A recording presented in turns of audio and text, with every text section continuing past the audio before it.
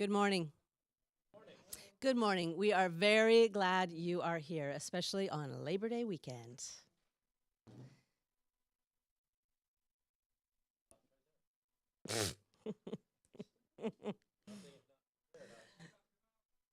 So, in the picture you can see behind us, 1 week ago, not on Labor Day weekend, but 1 week ago, your steering team of your church gathered at Doug's house to have our first ever retreat. So we got up on a Saturday morning. We had to be there at 9 o'clock. We stayed all the way to 4. We were making a plan to continue the programs and initiatives and services that I hope you all love here at Common Thread, figuring out how to work together on an almost entirely what we're calling quasi-staff volunteer basis to run this place. So not many people were looking forward to having to get out of bed and truck yourself out and sit and with markers and posters and all that, but thank God we had Joy Bowman. So I wish you were here today so that we could thank her in person. But Joy, with, of course, the help of Carolyn Morgan, provided for us an amazing spread, a buffet. So amazing. There were chicken kebabs, beef kebabs, potato salad, hummus. Everything was homemade. It was beautiful. It was laid out. So we really couldn't thank Joy enough for making that day not only a good work day, but a pleasant and enjoyable experience. As you can see, there we are, fat and happy. There was dessert. There was coffee. It was lovely. So thank you to Joy. So welcome, and a special welcome, of course, as always, to newcomers. We'd like to say hello by sending you an email. And if you'd like to get that email, of course, you can use the QR code behind me.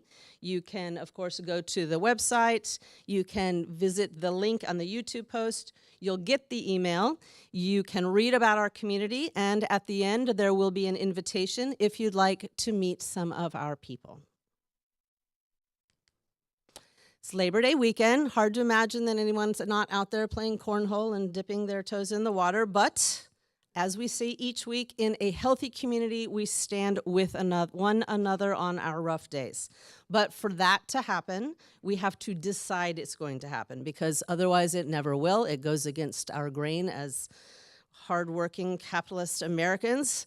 But nonetheless, we will have rough days, and we here at Common Thread have people who would like to stand with you on those rough days. These people have an aptitude for standing with us on our rough days, often because they've been stood with on their own rough days. So if you are having a rough day, if you would like to be stood with, if you would like to learn that skill so that you can return the favor one of these days, again, the QR code, our website, or, best yet, just find someone in the back after the service. They make it easy. They wear name tags. Okay. So let's say, as we do each week, if you are here, you belong. If you are here, you belong. And we are, every one of us, carriers of the inner light. Every one of us, carriers of the inner light.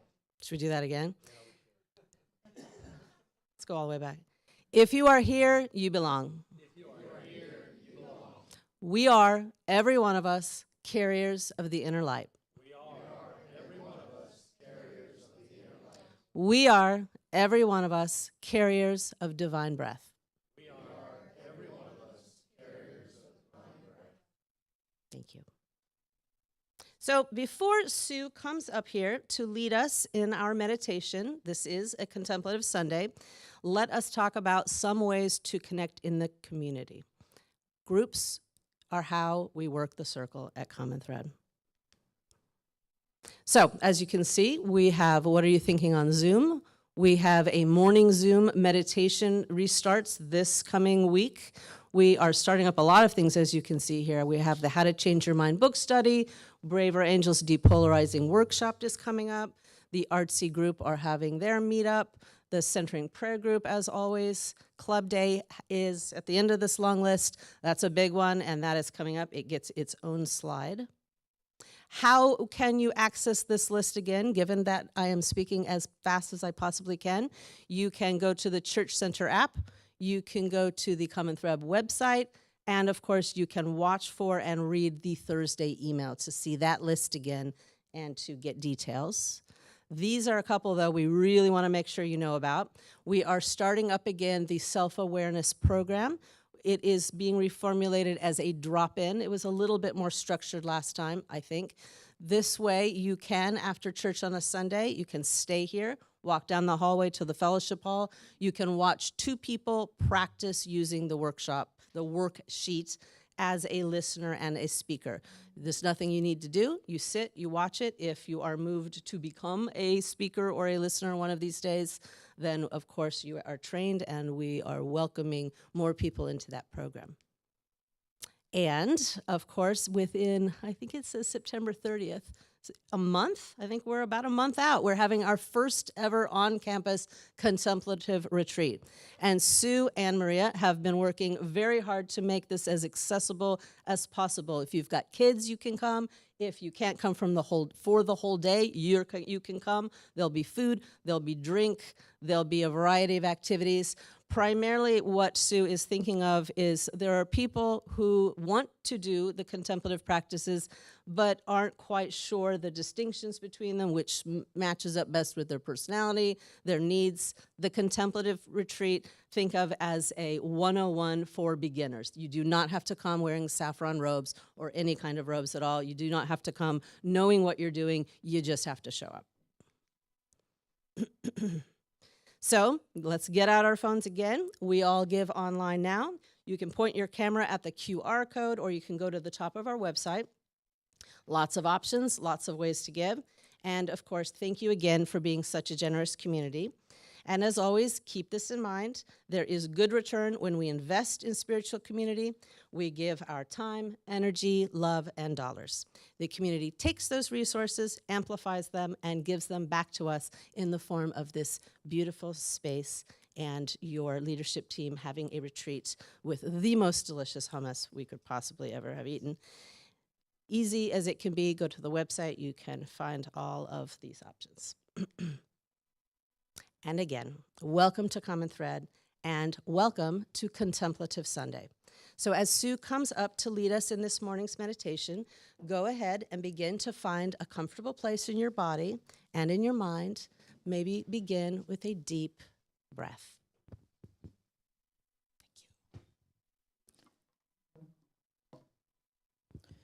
Well, good morning.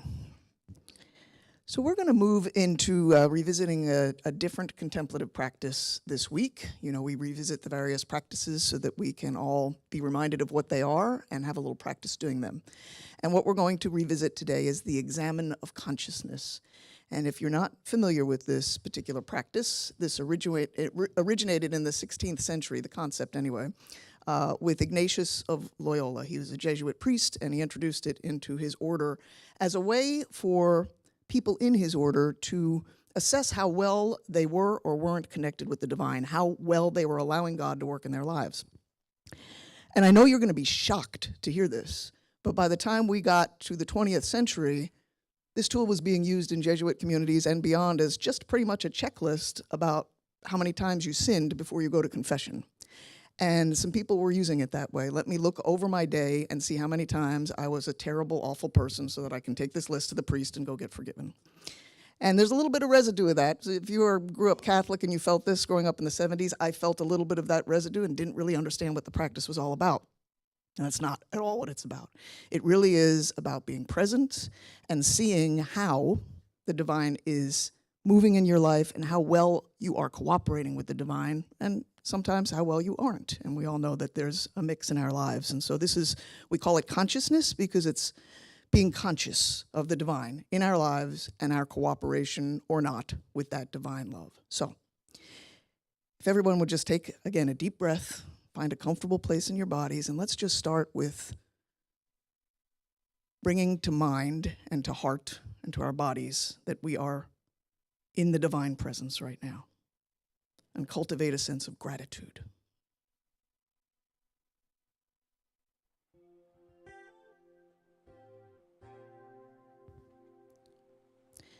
Typically, this practice is done at the end of the day, and you look over the day that has just been. And so we're in the beginning of today, so a good idea is to perhaps think about yesterday. Think about your day yesterday. Mind you, there are pieces of paper and pencils on your table too that you might want to use to take notes. You also don't have to take notes. I often do this prayer in bed at night.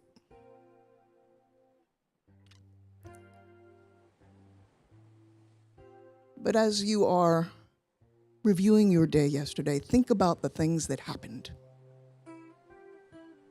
Think about the circumstances in which you found yourself, the things you did, the things you failed to do.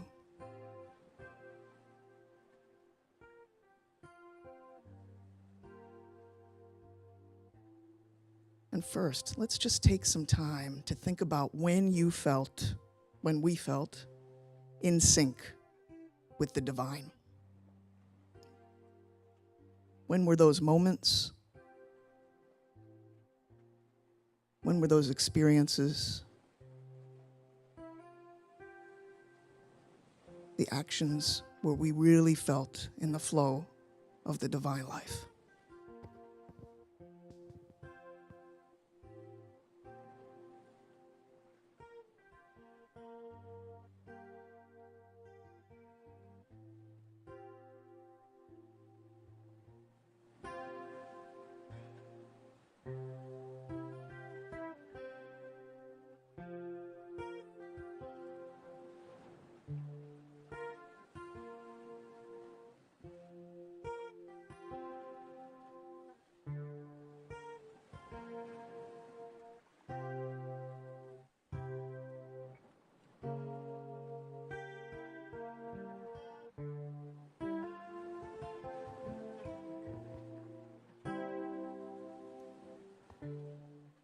And now we might want to shift and bring to mind those instances yesterday when we were not really cooperating with the divine. Again, the things we did, the things perhaps we failed to do. And we don't look at these things with judgment. There is no condemnation. There is just observing.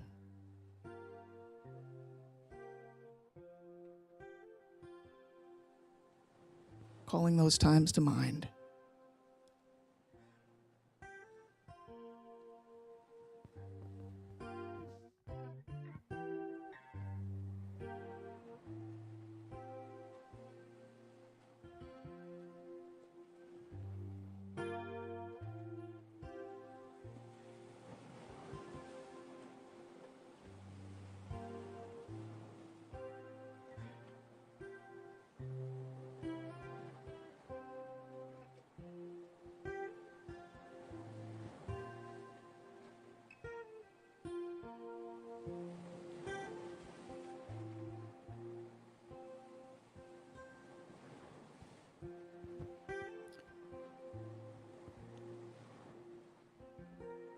And as you become conscious of those times in your life when you're cooperating with the divine and those times when you aren't, perhaps you can see some patterns. Perhaps you can begin to see some ways in which you can set yourself up for more cooperation with the divine. To be aware of those situations and circumstances where we aren't.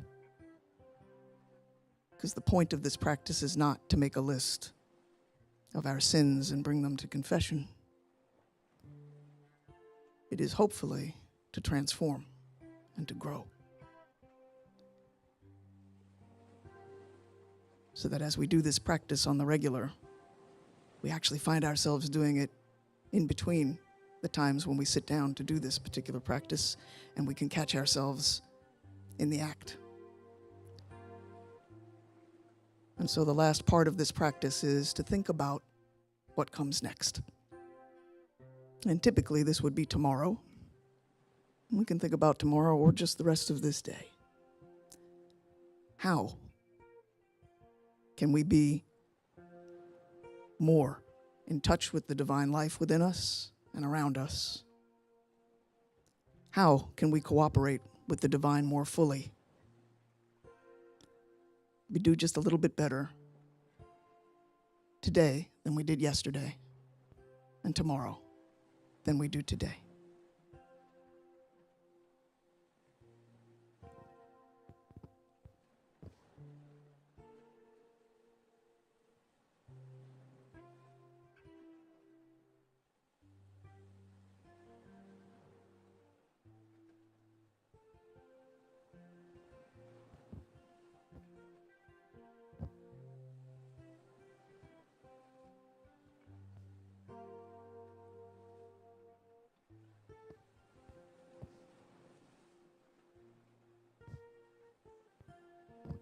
Feel free to use the sheets of paper and the pencils on your table to write down any intentions you might have for the rest of today or tomorrow. And we'll just give this a couple of more minutes before we move into the lesson.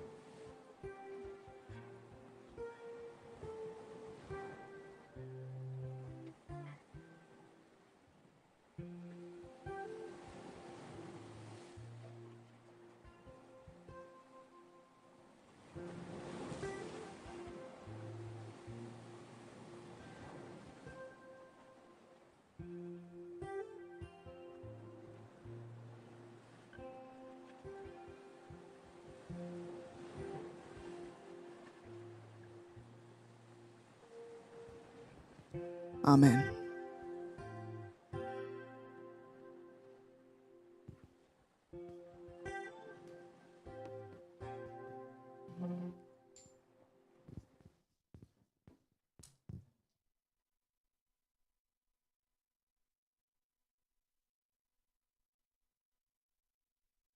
My son is a project manager, and so I have heard a lot about traditional or waterfall project management and agile project management, and just kind of been picking that up, learning a language that I didn't know. But it struck me that there's a form of managing projects that speaks to the way the spiritual journey unfolds. It is the iterative approach. When we're writing a piece of software, we don't do it all at once and then bang, we're done forever. We have version 1.0, then we have not 2, but 1.1 and 1.2 and 1.3, 1.3a, 1.3b. In very small increments, we begin to roll out change. And that's actually how our souls change. They roll out very small incremental changes that accumulate substantially over time. Well, I say that because this practice, examinative consciousness, has been one of the ways that I can mark these processes, these stages of growth in my life pretty clearly. So I don't examine ongoingly like I do mindfulness meditation or centering prayer. I do it in seasons. So I will spend a month or maybe 6 weeks doing a practice every night. And I've got some tools that I take along with me. I always create a bullet point of my day. So I bring my phone so I can look at my calendar, because there's a very good chance if you had breakfast this morning, you can't remember what you had. Especially if it was 7 o'clock at night when you were sitting down to do this. So I bring my calendar and I just create a bullet point, because of the very act of writing it out gives me time to reflect and think about and remember what I did. But the other tool that I bring along is I have a laminated sheet with just a list of 27 virtues on it. Because when we ask the question, where were you in sync with the divine? Where were you not in sync with the divine? In many ways, that's a question of where did you practice virtue, or where did you fail to practice virtue? I'm writing a series of short videos for our children's leaders right now, which I've decided to rewrite so that I can give it to our parents as well. How we talk about X, how we talk about God, how we talk about the Bible, how we talk about Jesus, how we talk about the things, what are the things that we put in our curriculum. And one of the things that I say at the very beginning is we've got a thing, 60-20-20. 60% of our curriculum is about the virtues. 20% is about felt needs, like kids really need to be thinking about bullying, be thinking about screen time, that kind of stuff. And then the other 20% is about the things that inform a religious worldview. How do you imagine God? How do you think about these things? Well, the reason virtue gets the lion's share is because when you stand back from the spiritual journey far enough, you realize that's the ending point of the spiritual journey. When we have done this journey, we stop doing love, we stop doing patience, and we stop doing kindness. And by then we have become love, and we have become kindness, and we have become patience. There is this interior transformation that goes on, recognizable by when we get there, we have become virtue. So it is the end of the spiritual journey. So we try and make it the beginning of the spiritual journey as well. So when we are teaching our children, we're teaching them about doing love and doing patience and doing kindness. They have not yet become it, but our prayer is that over a lifetime they will emerge into this becoming process. So when I'm doing the exam and practice and I've got this laminated bookmark full of the virtues that I read down, I will just look at my list from the day and I will look at this list of virtues and I will just give myself space and time to reflect. When was I in sync with the divine? When was I in sync with virtue? When was I not? And I have found that those have become very productive times, and over time, I watched this iterative process of change just unfold very, very slowly, but very, very surely. So this is our focus this month, Examine of Consciousness, or the Prayer of Examine. I hope that you will make that part of your practice. But that's just a freebie. That wasn't even in the lesson. All right. The lesson today is on being better than other people. I am so glad you are laughing. Because when I sent that out in the email this week, I thought, what if somebody takes me seriously? So you did not. Thank you very much. You are all culturally informed enough to know who the church lady is on Saturday Night Live, so you recognize there is some tongue in some cheek here. So, but before we get to the lesson, I want to give a little bit of extended time on housekeeping today.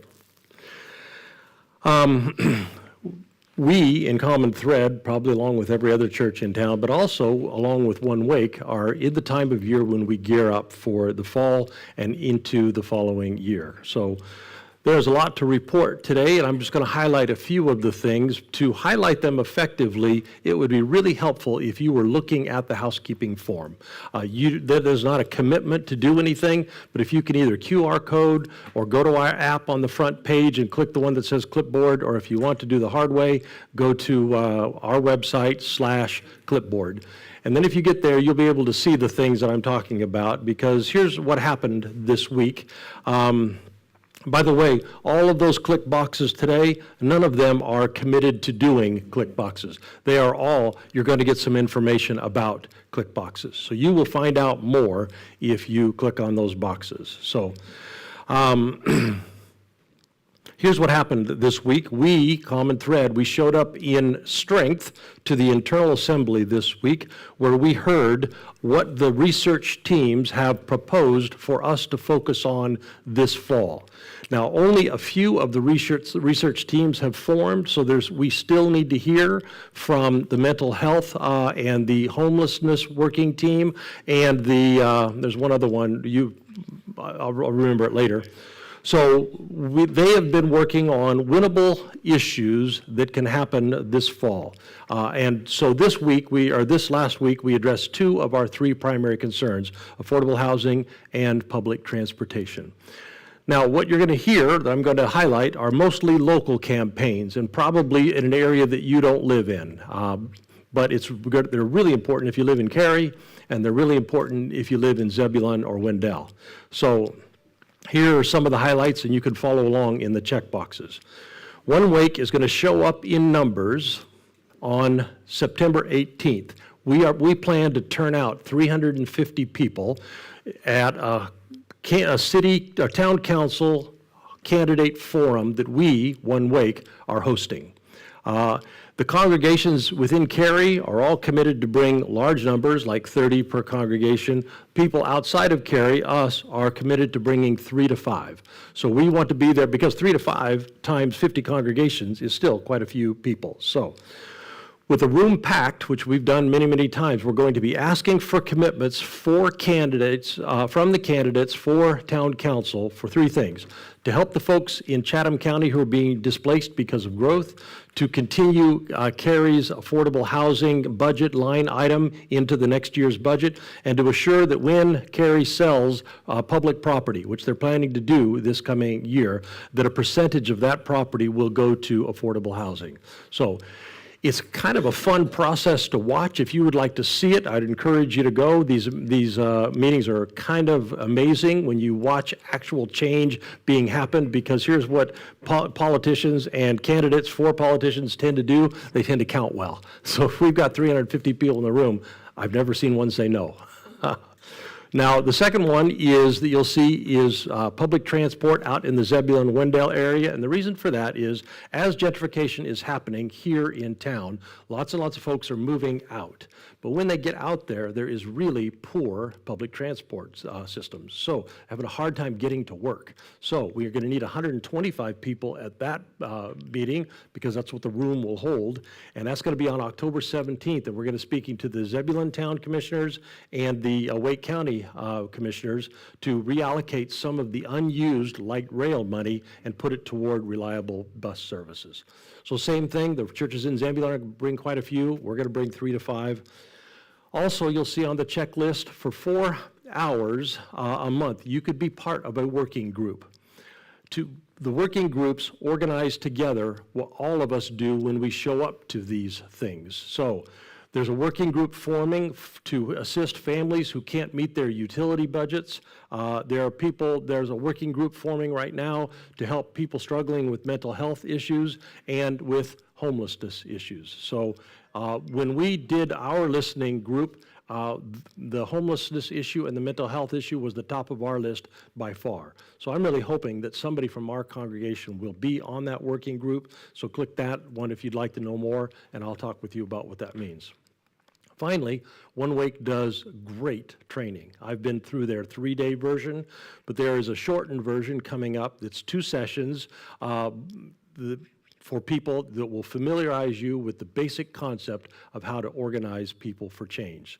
So, One Wake is how we do the service quadrant. One Wake is one of the ways in which we do making the world a better place. And it is very here, now, small, doable with outsized impact, because we do it with 50 other congregations. So I really hope you'll click a box. I hope you'll attend some things. All right. Now, while this is an announcement, for today, this is the beginning of the lesson. For the last couple weeks, I have focused our community's attention by giving context around why this kind of thing matters, why this is an important event. And so, on Saturday, when we spend 3 hours, and I hope you'll come, developing the skills that can help us make a difference in our families, developing the skills that can help us make a difference in our community, because it's the skills that will help us challenge this blood sport tribal thing that we've been doing as a culture for so long. And so I've been trying to raise our understanding of why this matters for a few weeks. A couple of weeks ago, Cherie spoke about the seminar and why it matters. Last week, I did a book report Sunday. I tried on purpose last week to be just a little bit inflammatory, because every so often I think it's okay to poke people and see what happens, maybe help us see from a different angle. After last week, trying to be ever so slightly inflammatory, Jen texted me and said, "Hey, preacher man. I think we should get bonus points for not rioting. I think we should get bonus points for sitting politely, and double bonus points for, maybe, by the end, thinking just a little bit, oh shit, there might be something to this. Oh shit, I might need some braver angels. Her words, not mine. Although, I'm not disinclined. So today we want to look at the same issue we looked at last week, only look at it from a different perspective and be just a little bit less inflammatory. So, on being better than other people, yes, it is tongue-in-cheek, but it is also not. Because better than other people is a thing. It's an evolutionary adaptation thing. Yet another of those cognitive biases that we talk about regularly. This one's called illusory superiority, or the Dunning-Kruger effect. It is the human tendency to overestimate our own ability, to overestimate our own virtue, to overestimate our own competence, and to underestimate others, especially if others are on the other side of some social divide or another. So today, we're going to look at the religious version of Dunning-Kruger, because in religion, we call it self-righteousness. And while self-righteousness is not limited to religion, religion is where it really shines. Again, it's not a religious thing, it's a human thing, but in religion, we purport to do better. Consequently, when it shows up, it really stands out. So, I am not going to read these texts to you. I want you to know that they're there. It's going to be up for a minute, so if you want to snap a picture of them and read them later, you're welcome to do that. I could have added many, many more if there was room on the slide, but it's basically they all say that self-righteousness is not going to take you where you want to go. Self-righteousness is not going to create the life that you want to live. And along the way, it's going to be really off-putting. And along the way, it's going to be very life-limiting. So imagine one of the Pharisees, the people who make up a big part of the story of Jesus that we tell. So this Pharisee is a good guy. They all were good guys. This Pharisee is devout. This Pharisee is very consistent in religious practice. He's studied, he is experienced. By all standard measures, he is part of a righteous bunch.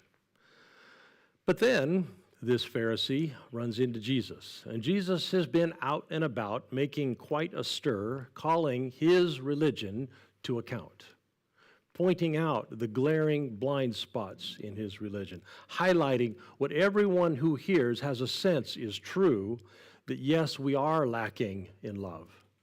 Yes, we are lacking in compassion. Yes, we are lacking in forgiveness. He is not wrong, this Jesus character. But also, feel for this Pharisee guy, because, yeah, I get what you're saying, Jesus. But Jesus, we are going to have to talk about sacred laws.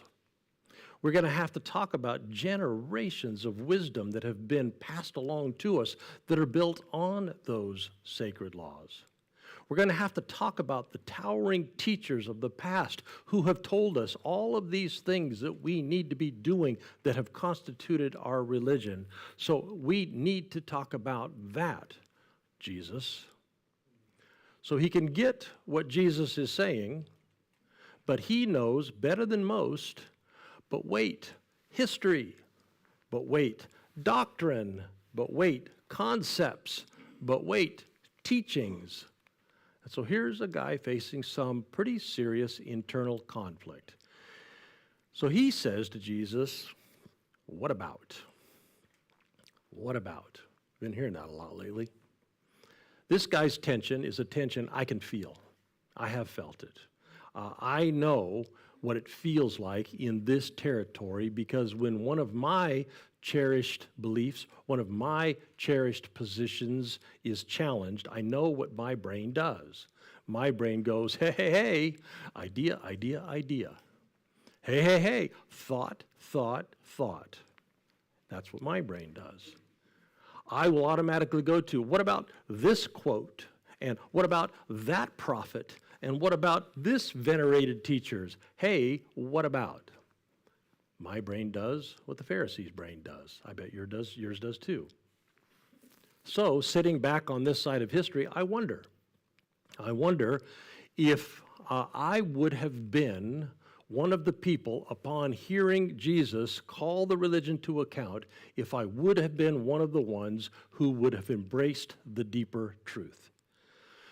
Now, I wonder that because I know my own tendency to do, in response to something that challenges my preconceptions, thought, idea, what about? I know I do that because wrapped around all of those things, every one of those quotes and every one of those teachers and every one of those venerated ideas, all those things that my brain spits up, wrapped in that, all of those good arguments from history and the ancient teachers, there is a cognitive bias, and it's in there working.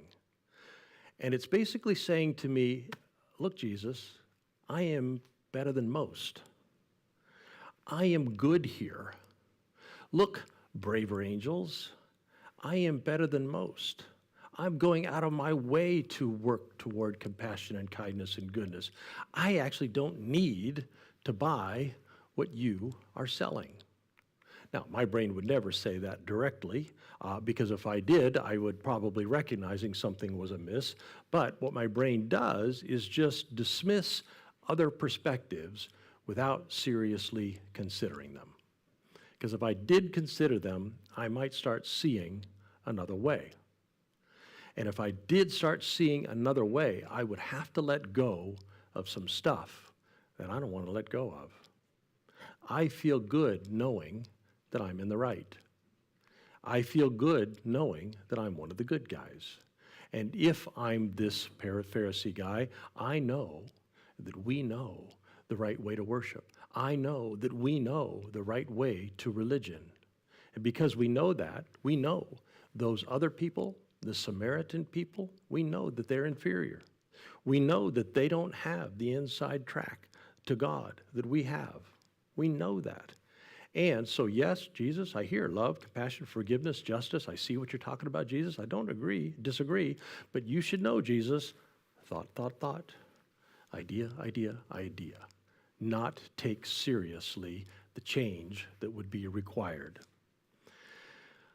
We don't see when our cognitive biases are affecting us. We don't see the thoughts that we do not allow ourselves to think. We do not see the themes that we do not allow ourselves to seriously consider. Because we don't see how heavily we are weighing in the background all the psycho-emotional benefits that we would lose if we were to actually hear. If we were to hear what the other side says, if we were to begin to understand the way that the other side is thinking, we would end up losing some of that Kruger-Dunning, I am better than. If I embrace what you are saying, other side, if I embrace what you are saying, Jesus, I'm going to lose some kind of standing in my group. And since I'm always blind to my cognitive biases, I don't even see it when it's happening. All I know is that immediately there comes to mind, thought, idea, what about, yeah, but. Now, I like to think, and I bet you do too, on this side of history, if I were in the position of the Pharisee, I like to think that I would have chosen love. I would like to think that I would have chosen compassion. I like to think that I would have laid down ever so gently the rigidity of the sacred laws that I had inherited. I bet you think you would have done the same. But the funny thing about that is that's exactly what Dunning-Kruger tells us we would be thinking. Of course, in the Pharisees' position, we would have chosen the right thing. But given how this is embedded in our brains, how would we ever know if we would have? Because our brains will always tell us we're the kind of people who would do the right thing. We're the kind of people who would choose the right way. Would we? Or are we overestimating our own capacity, overestimating our virtuous choice making? So every religious tradition tells us you just can't see when you drift into self-righteousness. You just can't see when you overestimate your own virtue. It will still destroy you, self-righteousness. I only listed 3 of the traditions, but all of them have seen this, and all of them have taught us that there's a better way. So this thing that we're calling self-righteousness, it's a thing. This thing, Dunning-Kruger, it's a thing. This thing, this cognitive bias, it's a thing. We do overestimate our virtue. We do overestimate our capacity. We do overestimate what we would do if we were in this other person's position. Now, in our defense, there's good reason why we do it. There's good reason why we carry this cognitive bias in our brains, because if we overestimate our ability, if we overestimate our capacity, if we overestimate our virtue, we are much more likely to go up against challenges and face them. We are much more likely to do so with confidence. We're much more likely to take risks, to be persistent when things get discouraging, to keep going. We are more likely to seize opportunities, more likely to make more discoveries, more likely to enjoy more rewards. Overestimate ourselves, and we're more likely to attract other people to our cause. Because you know that confidence is attractive, it attracts allies, we can attract mates, we can have enhanced social standing. There's increased cooperation that happens when we do this, more mutual protection, more resource sharing, which is all good stuff. So, our ancestors who had Dunning-Kruger, who had self-righteousness, they lived more, they died less, they had more babies. And so by now, it's not a bug in our heads, it's a feature. It is part of who we are. So, we are a self-righteous bunch. Nothing we can do about that. We are a Dunning-Kruger bunch. However, for all the benefits that moral superiority can afford us, for all the benefits of overestimating our capacity can afford us, we do not need to be told what is helpful in one context is actually very harmful in many more contexts. If you wear the mask of confidence, you draw people together. If you wear the mask of superiority, you drive people apart. And it's very difficult to tell the difference when you're the one wearing the mask. It's really hard to know, am I doing confidence or am I doing illusory superiority? And if we look around, lots and lots of people don't see when they slip from one into the other. And that observation of all the people who do this thing ought to be a morality tale for us about us. That could be me. It might not be, as we so commonly assume, them that has the problem. We might be suffering the illusion of superiority. We might be seeing ourselves through superiority-colored glasses. In fact, Dunning-Kruger warns us, start thinking to ourselves, look at them caught up in Dunning-Kruger. That very thought is a pretty good indicator that, there might be something to this.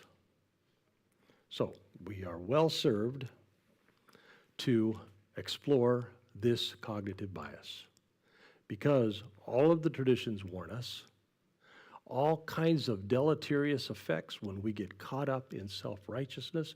It is not going to build the life that we want. Here's one of the deleterious effects. Self-righteousness keeps us from vulnerability. It keeps us from the awareness of our own vulnerability. It keeps vulnerability hidden from our own awareness. Now, that does not mean that we are not vulnerable. We are. It just means that we don't see it, and we don't see our own vulnerability, which then erodes our own humility. It undercuts genuine connection with other people. In our community, when we work as hard as we do to normalize talking out loud about our shadow sides, when we work so hard after doing that to make sure that we still belong with one another, and we still belong in this community after we have exposed the dark parts of our lives.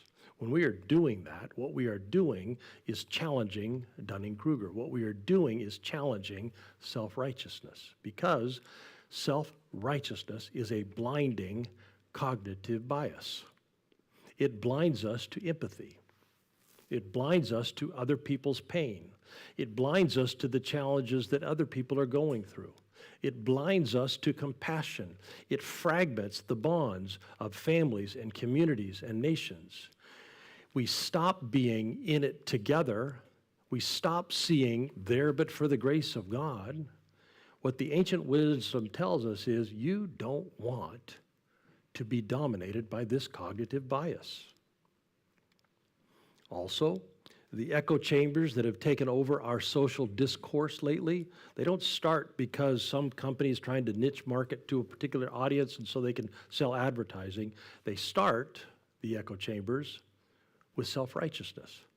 Because the first thing that we do is we see our own superiority.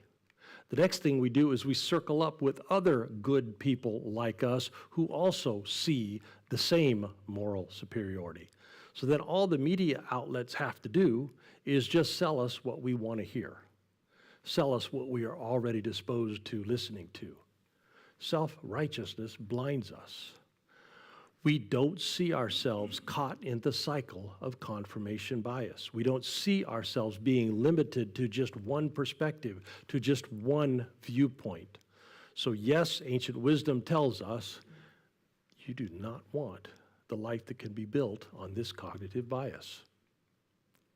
Also, self-righteousness pressures us to keeping up a facade, because superiority is an illusion, and as all illusions do, it will eventually break down. And when it does break down, we could potentially say, oh, I see, I am part of the human race. But that's not what usually happens. History would tell us what most often happens is we do not abandon our position.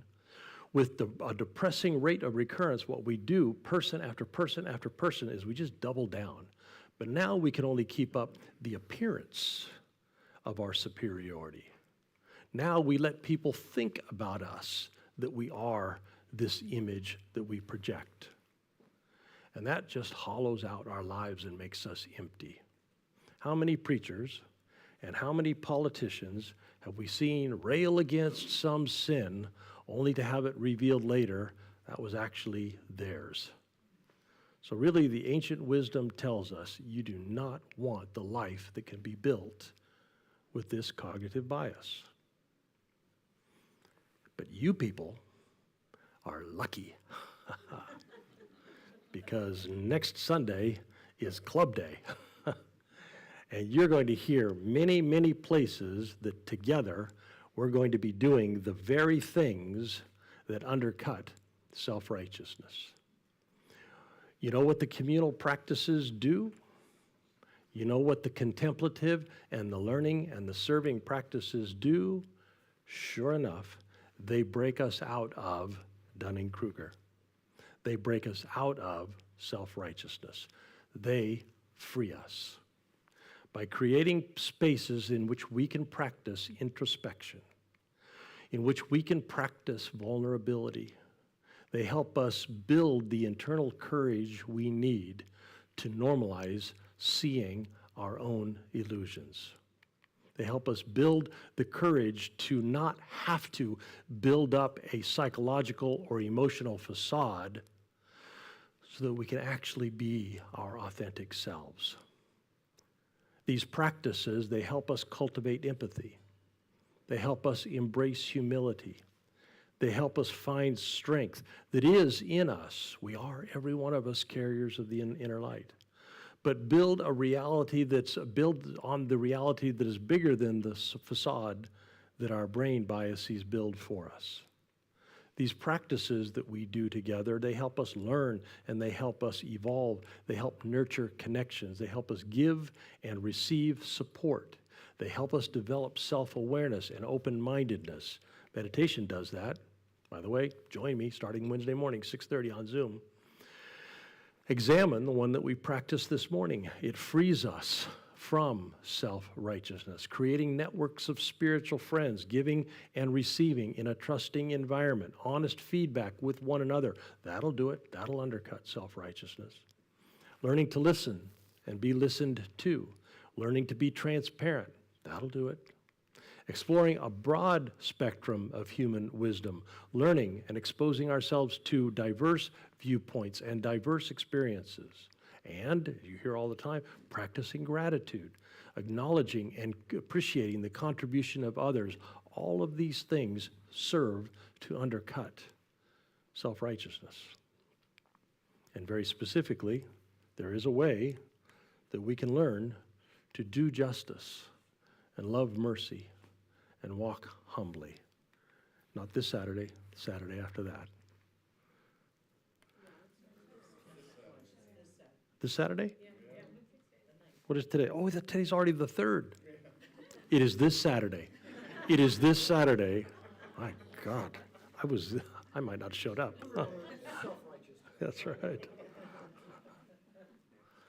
So in Dwelling Divine, may we be countercultural. Go against the tide, because the tide is flowing through our culture that we all just surrender to Dunning-Kruger. We all just surrender to a non-religious version of self-righteousness. May we instead be wise and humble and compassionate. May we be truly good. Amen. Well, we've done the offering, unless you haven't, in which case do. So we're going to dismiss the folks online. And those of you online, we're going to do What Are You Thinking here in the room, and we invite you to do it as well on Zoom. The link to the Zoom chat is in the notes on your YouTube right there. It's also on the front page of our website, and when you get there, you might be asked for a password, and that password is 1417, 1417. As we dismiss them, if you would you please put your hand on your heart, and let's remember as we go that we are, every one of us, carriers of the indwelling divine. Here's what is in us: love and joy, peace, patience, kindness, goodness, self-control, what so many times in the tradition we have called the fruit of the indwelling spirit. That's in us. And if you would, extend your other hand to our city. Let's look for opportunities this week to share what's already in us with the people that we live and work and go to school with, looking for opportunities to repair our world, to heal our world. Amen. God bless you all. You are dismissed, and those of us that are here, Heather's going to come up and moderate the What Are You Thinking? I'm going to take notes on anything you say, and we'll respond at the end of that.